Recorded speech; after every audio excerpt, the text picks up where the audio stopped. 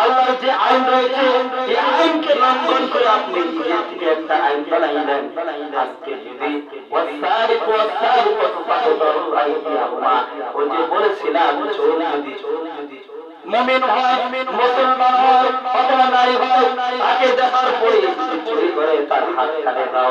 আজকে যদি এই আইনটা দিয়ে তার চালু থাকতো, আর এই আইনটা যদি পার্লামেন্টে বাইতুল মুকাররমে যদি প্রকাশ্যে এরকম একটা চোরকে ধরে সুন্দরভাবে তার হাত দুটো কেটে তাকে যদি একটা ভিডিও করে দেওয়া হতো, আর ওই ভিডিওটা যদি মিডিয়ার মাধ্যমে প্রচার করা হতো, সুন্দরবন থেকে বান্দরবন, রূপসা থেকে পাথুরিয়া পর্যন্ত, টেকনাফ থেকে তেতুলিয়া পর্যন্ত প্রত্যেকটা সাধারণে যদি এই ভিডিওটা দেখা যাইতো, তাহলে কিন্তু আজকে সমাজের মধ্যে একটা চোরও খুঁজে পাওয়া যাইত না।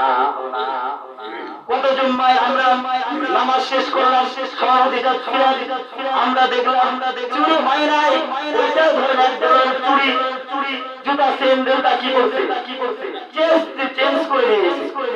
খালি আমি কথাটা খালি ওই খালি টান দিয়েছিলাম, বিস্তারিত বলি। আজকে কিন্তু এসে জুতা চুরি করা বন্ধ হয় না। আমার বাড়ির সামনে মসজিদ থেকে তারপর আমাদের বলপাড়া মসজিদেরও মাদারের শুরু হয়েছে, মসজিদের ব্যাপারে মাইক চুরি হচ্ছে। কয়েকদিন আগে আমি যেখানে বর্তমান রানীর বাসা, আমার ওইখানে মসজিদ ওখানে চুরি হয়েছে, তারপরে ওইদিকে ডাঙ্গিতে চুরি হয়েছে। এগুলো চুরি ছোটখাটো চুরি, বড় চুরি আছে না নাই? এই জন্য বলতেছিলাম এই চুরি যদি আমরা প্রকাশ্য যদি যদি হাত কাটে দিতাম, আজকে তো মিডিয়ার আর এটা যদি ভিডিও ধারণ করে যদি প্রত্যেকটা লাইনের মধ্যে প্রত্যেকটা চ্যানেলের মধ্যে দিয়ে দেওয়া দায়িত্ব, যাই দেখবে না আর চুরি করা যাবে না, কর্ম করে খেতে হবে, ঠিক কিনা? এটা এক ধরনের কোনো পেশার উপর দিতে হবে, ঠিক কিনা?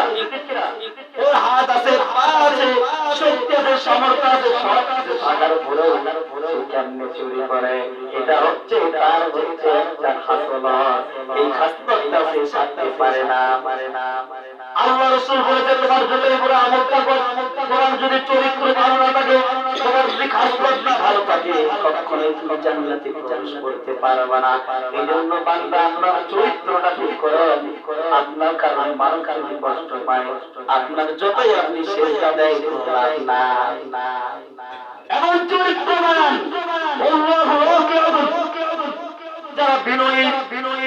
যারা বিনয়ী আল্লাহ পাক রব্বুল আলামিন বলেছেন, ওই যে বন্ধুরা আলোচনা করেছিলাম